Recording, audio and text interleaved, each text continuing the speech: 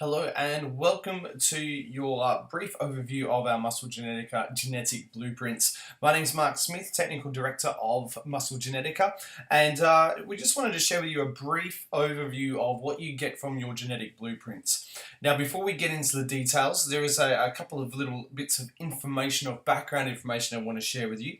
Even though we're talking about genetics, the screen is really looking at what is your genetic profile, which is set from birth. We can't change our genetic profile. However, we can influence how the genes are expressed, and by knowing what our base level is, we can now have an idea of what we need to focus on in our training, because there are so many different training variables.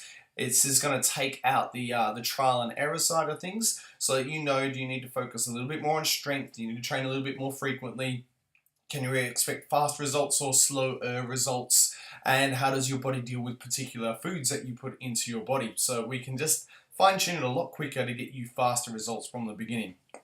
Now, with this, this is, like I said, is going to give you the blueprint. We're going to go for a very quick overview because this is a very detailed report that covers many different elements. So we're just going to give you a quick snapshot into what some of the key areas that a lot of people want to look at and what the report entails, so that you know what you're investing in when you get your test kit. So let's begin. Here is the Muscle Genetica genetic blueprint. As we scroll through, you'll have a little introduction into your report, and then beyond that we've got our extensive table of contents. So as you can see, it gives you an idea of your profile for fitness performance, nutritional deficiencies, how your body responds to diet, and also response to caffeine. Now, caffeine, I know this is something that's not been clear in the forefront of my mind until we started doing these reports, but it does have a big part. If you're building muscle and you're taking pre-workout supplements, then you kind of need to know how your body's going to respond to that, because not everyone's body deals well with pre-workouts. If you're an endurance athlete, you may be deciding whether you have caffeine in some of your nutrition for your races. So this is some key things to understand of whether your body needs it or not, and what kind of response you can get, because some people will have a heart rate race or anxiety off the back of caffeine, and it's good to know about this rather than the trial and error side of things. It can affect your workout significantly if you have an adverse reaction to caffeine. Alright, so let's start with the fitness performance profile. Each of the sections starts with this little summary sheet. Now, this summary sheet is most useful for a snapshot when you understand what the summary is, so you can go back for a quick reference point once you've read through the whole report. However, this is most useful for personal trainers and fitness professionals, because when we understand what each of the genes and what each of the different things are testing, we can look at this at a glance and have a really quick, clear idea of how we need to program for you and what advice we can give you in order to get the most from your physical body. Rather than the trial and error and see what happens, our business partner Steve, who specializes with training bodybuilders, his time frame that he talks about without this profile is it takes 12 months to work out what the ideal program is for someone's particular body. Whether someone needs a little bit more recovery, a little less recovery, whether they need to do extra reps and sets in their workouts, or whether they can get away with the shorter, harder workouts. And all we can do is test and measure until we get this report. So this report just takes out that trial and error to just go, right, now we know where you can lift heavier for shorter reps. We know that you need a little bit more recovery, or maybe we know that your body is very resistant to, has a very high lactate tolerance, in which case we can train more frequently without risk of injury as much. So this is what gives us this summary.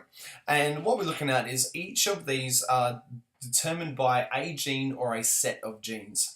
And there are different variations within these genes that express how the protein is generated, how your body works, and the very small changes, but they do have a difference. They do change how your body functions. And when we understand what that base of the function is, now we can utilize it to our advantage. So let's start by having a look at the performance durability. This is the kind of thing that you get in your report. And you'll start with a paragraph at the top which explains what performance durability is, and then you'll get your result at the bottom, which is how to understand it for you. So for this example, it's given all the genes. If ever you want to check it out, PubMed is the place to check the database. There are over 750 million genetic variants that we're looking for. Most of them are benign, but we've looked at the ones that actually have a physiological response or a difference in the body. So within this, the performance durability is about how your endurance of your body to perform a particular task. So we got an idea of whether you're going to overtrain quickly and get injured or not, and whether we can keep pushing. This will also give you an idea whether you have a gift for endurance sports or not. Now with this, I'm going to keep saying this as well. You've got to remember that even if you're not gifted in the performance durability, it doesn't mean you can't be a great endurance athlete. It just means you need to condition for endurance more, and you will lose it quicker than someone who is naturally great at endurance. Also, if you're a sprinter and you're more suited for endurance, you may well find that you might want to shift it, change your focus a little. So with this, we get a specialized focus. So for this example, we've got a highly gifted person with their performance durability. So now we know that they have that gifted point, means that they are able to recruit large amounts of slow twitch muscle fibers to an extent that might be to an elite level ultra endurance athlete. So they can just keep chipping away. They have this wonderful ability to tolerate lactate and just keep going. So it helps us understand how we need to program, or helps you understand how to set up your week. We also have a strength profile as well. So how easily, what is someone's muscle function in a strength basis? Now you'll know some people that you know that just have to look at a dumbbell and they get stronger and bigger, and you'll know some other people that no matter how much they train, it always seems to be heavy and difficult. Again, it doesn't mean that someone who has a poor strength response can't get stronger. They're just going to have to work a little bit harder at this, but they'll be gifted in another area which they may not need to do as much work in. So this is where we're looking at, in the time that you have to train, what is the most efficient, most productive, biggest bang for your buck use of your time when you are training. We're also looking at your maximum oxygen usage. Now, this is not as useful for the bodybuilding side of things, but this is very important for sports performance. That doesn't mean it doesn't play a part in the bodybuilding side of things. However, the more efficiently your muscles can utilize oxygen, and there are multiple different levels within this, and this is why you can see there's multiple genes that play a part in this, is how much air you can get in your lungs, how well that oxygen transfers into your blood, how quickly that oxygen is released into your muscles, how well the myoglobin then moves it around your muscles so that you can get it to where it's needed to be utilized, and then also your carbon dioxide elimination. This all plays a part in your oxygen usage. Now, it doesn't mean that you will be just naturally fit if you do nothing, if you are gifted in this space, but you will find you will get a faster response to aerobic and anaerobic conditioning if you are gifted in this space. If you are not, you're just going to have to focus a little bit more. You might need to do a few more fitness drills through the week in order to improve your fitness if this is what you're looking for from a sports performance point of view. Now, I will say one of the key things from building muscle and the bodybuilding side of things from this maximum oxygen usage is very much in leg training. Legs always demand so much energy and so much oxygen just for them to continue to work. So the better your oxygen usage and oxygen uptake is, the more efficiently those last 1 or 2 reps, the more you'll be able to push into that extra rep or 2 that are really going to make the difference when you are doing your leg workouts. So this will make a difference into how that fits and whether you need to do some fitness training to enhance your leg workout or not. We've also got our muscle to fat ratio and our collagen strength on this page. Muscle to fat ratio just gives you a bit of just a baseline of what your body's natural homeostatic state is. So where's its comfortable level?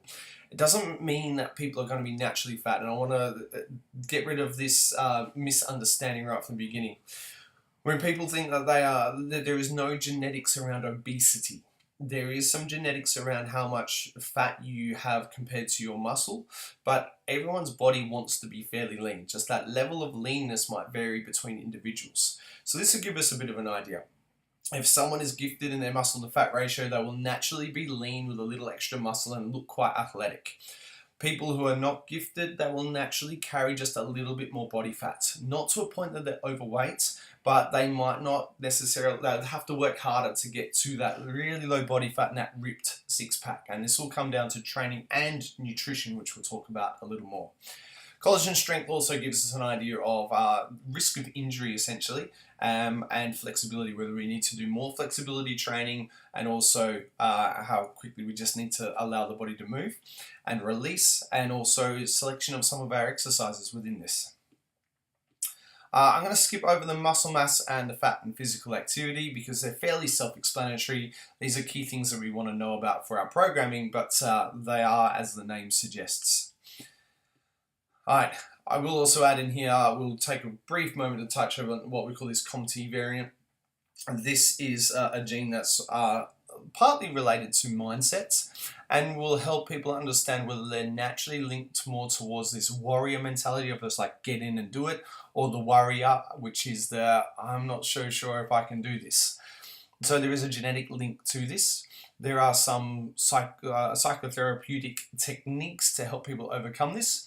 Just because you might be more of a warrior doesn't mean that you can't switch on that warrior mentality. You just need to do some work to do that, because those natural warriors will just step in the gym and be ready to go. So we can help with this as well. And of course, lactate threshold. This is where your body starts to produce lactate, which plays a big part in how we use our muscles for both fitness and strength. I'm going to skip on to the next section, which is looking at our nutritional deficiency. Now, I'm not going to go into a lot of detail in this one because this is easily something we could do multiple webinars and sessions on. But ultimately, it's looking at how does your body produce or metabolize these various different nutrients. Now, when we talk about risk, understanding that, well, actually, let's skip on to the omega-3 risk. I'll use this as an example. When we look at omega-3 risk, this is your body's need to use omega-3s, and for this example, the genetic variants are not linked to a deficiency in omega-3s. So if someone naturally has a little bit more of a deficiency in omega-3s, this just means their body doesn't metabolize them as efficiently as someone who is normal or gifted. And with this, they may need to supplement more in order to make sure the body's getting enough of the omega-3s for their muscles to function. Now, given this, if you are having no omega-3s in your diet, you will be deficient no matter what your nutrition is like. So we've got to look at this in combination with what your overall nutrition is. Even though you might be getting a result that your omega-3 risk is normal, if you're not eating fish, or you're not supplementing, or you're not getting good quality fish oils in, you'll still be deficient, and this will affect your nervous system, this will affect your cell repair, this will affect how easily nutrients get into your muscles in order to be able to continue moving, like recovering. It will also play a part with your hormone profile as well. So this is a really important one with the omega-3. Doesn't mean you don't need to supplement it. It just means we really need to look at what your nutrition is like before we supplement, and remembering that the more you demand of your body, the more it needs things like omega-3s, vitamin C, vitamin B, all the different vitamins and minerals will be increased as we ask more of our body and train harder. All right. I'm going to skip on to the next thing that most people are interested in asking questions about, which is the diet. So as we look here, we've got a summary here of our diet genetic profile. So looking at carb response, fat response, what happens when people yo-yo diets. And as we look at this, again, I'm going to put a little disclaimer in this, which is if you eat too much overall carbs and too much overall fats, no matter what your profile is, if you're having significantly more calories than you're burning, you're going to gain fat. Now, if you're burning more calories than you're consuming, you're going to lose fat. But we've got to fuel that muscle. Muscle requires energy to be sustained. It requires energy to grow. So we've got to make sure we're putting that energy in some way. However, if someone has an increased risk of carb response, it just means that when they have the chocolate cake for dessert, it's gonna have a little bit more of an impact on their body than their friend that has a normal response. So again, we've still got to be aware of what we're eating and how we're eating things, but some people can get away with eating more carbs than others, and some people will be able to get away with eating more fats than others, and this is what the genetic blueprint for the diet will give you. So carb response, this is our summary, whether you're as a rare outcome having a normalized response to carbohydrates is what happens with this example. And then we can look at our fat response and also what happens when people yo-yo diet, because yo-yo dieting can make a big difference to your metabolism. Some people can get away with it a little bit more than others. Alright, and then finally, our last one that we're looking at is our response to caffeine. So caffeine metabolism, our sensitivity, its effect on sleep, the bitterness, and the consumption. So we will be looking a little bit at what happens with the mentality with all these. But it ultimately tells us, does your body need caffeine or not? And what is its reaction? Do you need just a little bit for it to kick in, or are you best avoiding it altogether? The reason this is in here there is such a common thing. It's a social element to drinking coffee. There's a cultural element to drinking coffee. There's a lot of supplements with some sort of caffeine in them. It doesn't mean you don't need to take stimulants, but instead of caffeine, there are other ones out there that might have a slower response to the body. Caffeine has a very quick response within most people's bodies. Having said this, it depends whether they're fast or slow metabolism with coffee. It also means how long it's going to stay in their body, so we'll have a bit of an idea of what's happening with these different elements and the half-life of coffee within the body. And then obviously we got the similar responses here. So there you go, that's our very quick whirlwind introduction to the Muscle Genetica genetic blueprint. We will be going through in more detail, so if you do choose to have a blueprint test kit done, please get in touch with us. So you can order kits through our website, which is musclegenetica.com. Order kits, we will have them out to you within a few days once you order them, and it's as simple as taking a swab. It's a little cheek swab, so you run a swab inside your mouth and the cheek, you put it in a test tube, we put it back in the envelope and you send it back to us. And our turnaround time to get it to the lab, get it processed, and get your report is 2 to 4 weeks. We aim to make sure that it's absolutely done within the 4 weeks, and we will give you some guidance in between that time, so you've got something to work on with until that report gets back. Then once we get your report, we, as part of the service, you will get a one-on-one Skype call for us to take you through the report and take you through the key things that are relevant to you, so you know how you can train and exercise better. And from there, you've got the choice of either working with your personal trainer or on your own based on the information you have, or we can set up programs for you. So if you do want to get in touch, please email us at info@musclegenetica.com or check out the website or give us a call. I trust this has been useful for you. Like I said, if you have any questions, please let us know. So now you know what you could be training for. Get online, get your kits in, and let us help you accelerate your training results. That's all from me. I'm Mark Smith, and we'll speak to you soon.